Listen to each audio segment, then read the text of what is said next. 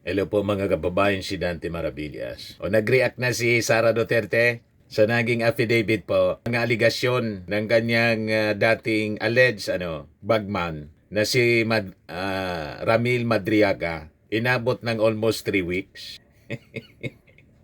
Pinag-isipang mabuti ng kanyang abogado kung paano lulusot. Kaya lang yung kanyang statement mga kababayan reaction, general denial lang. As usual, wala mang specifics mga kababayan na sinagot si Sara Duterte. Basta nag-deny siya. Ito, mga kababayan. Pinalabas ngayon pa lang, 1 hour ago. Ayan dated December 22. Official statement on the false accusations of a certain Ramil Madriaga from the office of the Vice President. So sabi ni Sara Duterte, I do not have a personal relationship with Ramil Madriaga, nor have I ever given him instructions of any kind. I have never visited him in prison, nor have I spoken to him about anything at any time. The photographs he submitted are unrelated images taken during public events where I was present. These images do not support his allegations and merely show that he was present as part of an election campaign group. Mr. Madriaga has offered no proof, no documents, no corroboration, only accusations. Bare allegations, no matter how loudly repeated, amount to nothing more than noise. Mr. Madriaga, who is currently facing serious criminal charges and has a prior criminal record, appears to be acting out of desperation to secure his release from detention. He is now disseminating false statements to government authorities as part of a concerted effort to obstruct and undermine my possible candidacy for president. Sara C. Duterte, Vice President of the Philippines, December 22, 2023. Wala man pirma po, pero galing ito sa kanyang publish ng kanyang opisina. Yan Office of the Vice President of the Philippines. So as usual, ganon ang strategy ni Sara Duterte. Pag may mga akusasyon, gaano man ka-specific yung mga accusations po, kadetalyado, general dismissal lang po. General blanket denial ang kanyang ginagawa. Hindi man niya ina-address yung mga specific accusations o allegations na ibinabato sa kanya.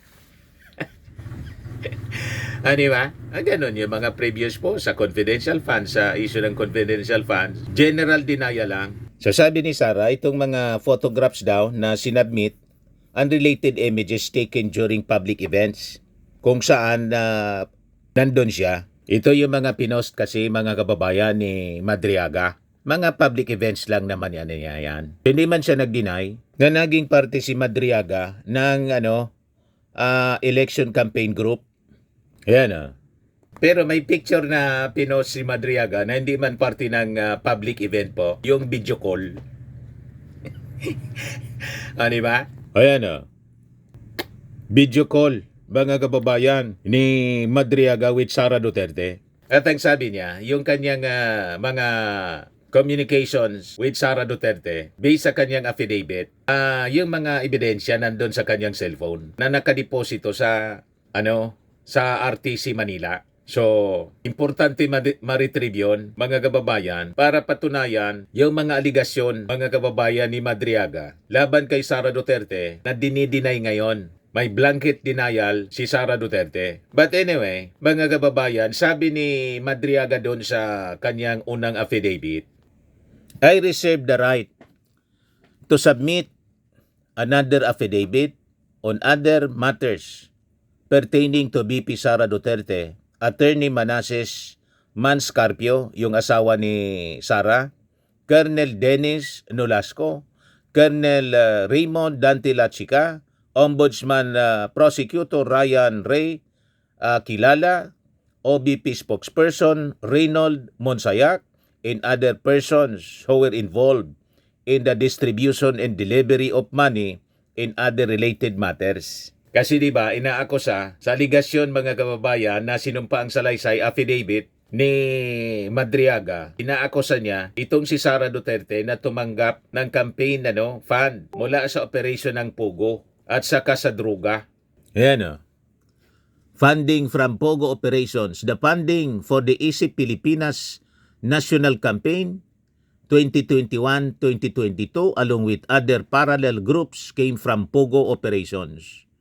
Pogo operators and drug dealers. I was able to identify several of these individuals during my frequent pickups of cash-filled bags at locations such as The Gate in Pampanga, Bertis North Mall and Seda Hotel in Quezon City, and the Grand Hyatt and BCG.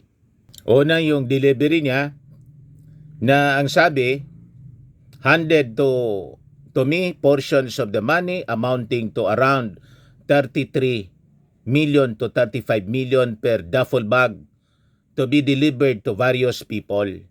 Then yung delivery to Santiago family, 80 million pesos cash inside Vios. Yung pinakamalaki, yung 1 billion pesos cash inside Super Grandia na iniwan mga kababayan.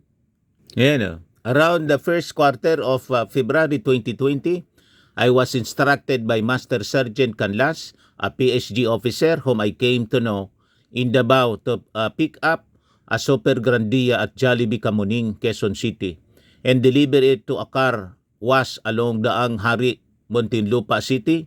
From the meeting point, I was told to proceed to Katarungan Village nearby where I handed the keys to two men who were inside a black Honda Civic. This delivery was later verified through a call from President Duterte himself, who confirmed that the vehicle was received by those two men whose names I can no longer recall. So, napaka-specific mga kababayan yung mga akusasyon sa affidavit ni Madriaga, pero dinismiss lang through a blanket denial ni Sara Duterte sa napakaigsi na statement. Ayan po. But anyway, last week, yung abogado ni Madriaga, Attorney Palad, pumunta po sa sa Office of the Ombudsman para i-submit yung affidavit po ni Madriaga. Ayan po. Attached here too is the notarized affidavit of Mr. Ramil Madriaga, executed on November 29 and notarized by Attorney Cynthia Viñas Pantonal, containing the relevant narration of facts and circumstances that upon evaluation by your honorable office may call for administrative, criminal, and or other remedial action within the Ombudsman constitutional and statutory mandate. So ang bola mga kababayan nasa kay Ombudsman na Boyeng Rimulya na. Siguro under evaluation pa siyempre ng Office of the Ombudsman. Kasi last week pa man lang po sinubmit yung in-execute na affidavit ni Madriaga. So kahit mag-deny ng mag-deny si Sara Duterte, may power po ang Office of the Ombudsman to act on it. As stated by the lawyer ni Madriaga, we submit this referral in deference to the Ombudsman Authority to investigate and act upon acts or omissions of public officers and employees. And we respectfully request that the affiant and this law firm be duly informed of any action taken as well as any directives for further compliance. So obligado ang Office of the Ombudsman to act officially kasi official yung yung request through lawyer at sinumpa ang salaysay mga kababayan ang nakasubmit. So may obligasyon yung ombudsman mga kababayan kahit mag-deny na mag-deny po si Sara. Diba? And base mga kababayan sa trabaho ng Office of the Ombudsman, when a document or complaint is submitted to the Ombudsman, it undergoes an evaluation process to check for the merit and jurisdiction. After which it can be dismissed, referred for comment, endorsed to another office, or forwarded for a formal investigation, preliminary or fact-finding to determine if an official faces administrative, civil, or criminal liability. The process aims to address issues against public officials like corruption, inefficiency, and misconduct by promoting public accountability. So yan po ang mga prosedimento, mga kababayan. And until today, wala pa man pong pinapalabas na statement ng Office of the Ombudsman after na maipareceive ni Atty. Palad yung affidavit complaint laban kay Sara Duterte. So ito yung mga steps para lang alam natin, mga kababayan. Research and review. The Office of the Ombudsman receives the complaint, often prioritized for high-ranking officials or serious offenses. So, mataas na opisyal, mga kababayan, si Sara, Vice Presidente, so bibigyan siya siyempre ng priority. At seryoso yung mga aligasyon laban sa kanya. Pangalawa, jurisdiction check. An investigating officer assesses if the case falls under the Ombudsman's authority or another government agencies, government body. So, ngayon, nasa evaluation phase yung Office of the Ombudsman. Kaya intay lang po tayo, mga kababayan. Kasi yung Ombudsman natin, we have an active Ombudsman. Hindi na tulad ng previous Ombudsman, tinutulugan, lalo kung mga kaalyado. Tulad ng nangyari, mga kababayan in the past, at kung mag-action man po, dismiss, tulad ng nangyari doon sa kaso ni Joel Villanueva. Hindi pinaalam, dismiss na pala.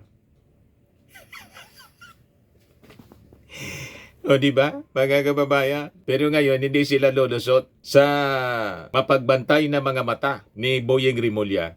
Then, merit assessment. The complaint is evaluated for palpable merit.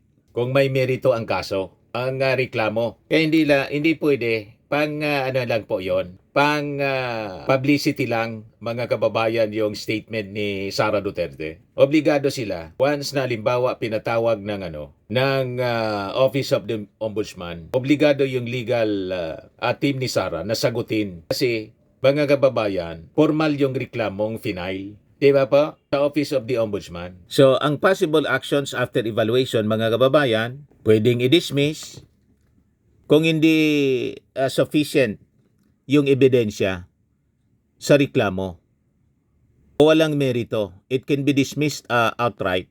O referral endorsement, the complaint may be sent to the relevant government agency with jurisdiction or to the respondent for a formal comment.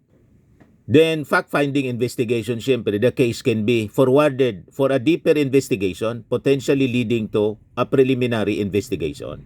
Then, ang potential outcomes ng investigation, administrative liability, results in reprimand, suspension, or dismissal from service. Si Sara kasi, mga kababayan, siya, Vice Presidente. So, pwede din itong magamit na investigasyon, mga kababayan, para maidagdag doon sa possible revival. Pwedeng amindahan siguro yung madagdagan yung articles of impeachment na i-refile laban kay Sara Duterte. So depende na yan. It will come after February 6, mga kababayan. May mga nag-aanda na grupo para muling i-impeach si Sara Duterte. Kasi yung unang impeachment, in-archive lang ng mga aliporis ni Sara sa Senado.